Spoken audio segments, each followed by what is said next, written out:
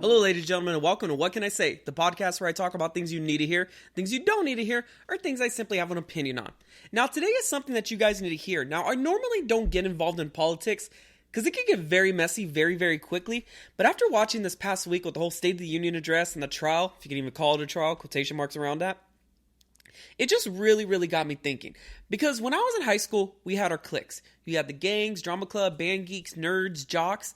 But when we were going to get out of school, I felt like that was going to fizzle out for the most part. I was dead wrong. Because as soon as I got out of school, I realized that people start naturally classifying themselves into certain groups. You ask somebody how to describe themselves, immediately they want to use their job or their occupation to do that.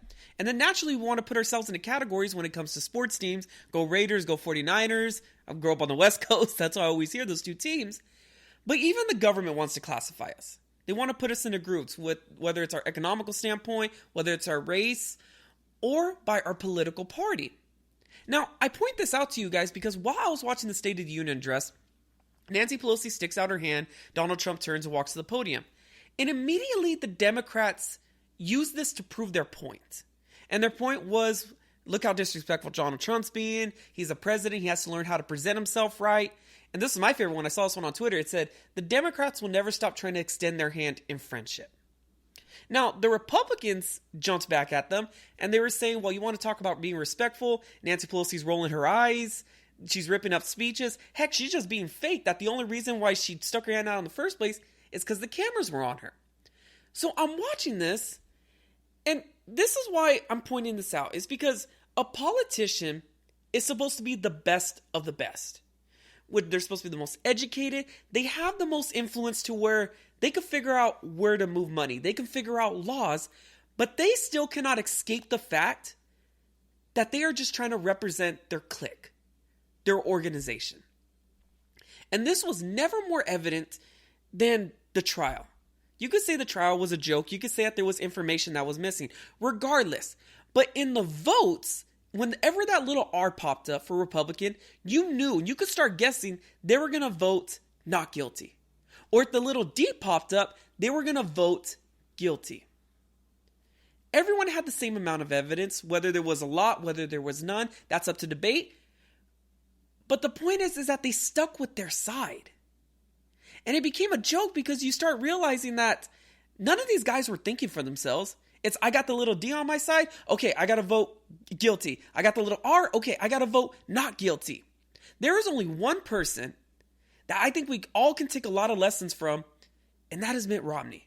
Now, if I'm wrong on this, please correct me if I'm wrong. But he came out saying, no, Donald Trump did wrong, which a lot of people did, but he used his voice where it mattered the most, which was in his vote. So my whole point to this is that even in politicians, we naturally want to put ourselves in certain organizations, but are you just trying to represent, or are you trying to get things done? And so I'm sitting back and I'm watching this, and it's just one of those things to where it's like, it's human nature. We want to stick to what organization we have, and we want to not stand out. We don't want to piss off anybody. But we have a voice. Every single one of us has a voice. And so I believe my message for you guys is stop loving your team and start loving the sport. Whatever it is that you're doing, realize that you are not just a product of a system, that you are not just a product of the organization that you're in, that you have a voice, that you have thoughts, that you have ideas, that you can bring them to the table, and more importantly, be confident in yourself. That's why I say, you ask a lot of people, how do you describe yourself? They use their job to describe themselves because they don't know who they are. When you ask the politicians to vote honestly, it's, well, what party am I in? Okay, this is the way that I got to vote. Think for yourself. You have a voice. You have a message, no matter where it is. And I'm using a politician's point of view so that way I can relay this message. Is that your words have power. You have influence. But more importantly, don't get stuck in this idea that you're in a clique, that you're in a gang, that you just got to represent whatever party you're in. Because one of the highest forms of maturity is to be able to tell your best friend, hey, you messed up. Or tell your worst enemy, I hate you, but Good job. And that's the thing that is missing from society. And you could say it's a trickle-down effect. That it starts from the politicians all the way down because it was never more evident than this past week. So that's my message for you guys. Is that don't let your party, don't let your job, don't let other things influence you. If you have a voice, if you have an opinion, and you feel strong in your gut to where you feel like this needs to be spoken out, do it.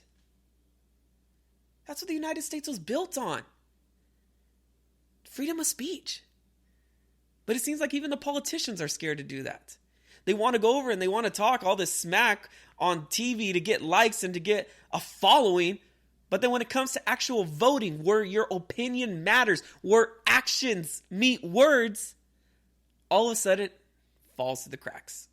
So that's my message for you guys today, is that you do have a voice. Now don't let your party, don't let your friends, don't let anybody else influence that. Your voice is powerful. Use it. And remember, the most highest form of maturity is to be able to admit when your best friend's wrong and your worst enemy's right. So that's my message. Thank you guys for listening.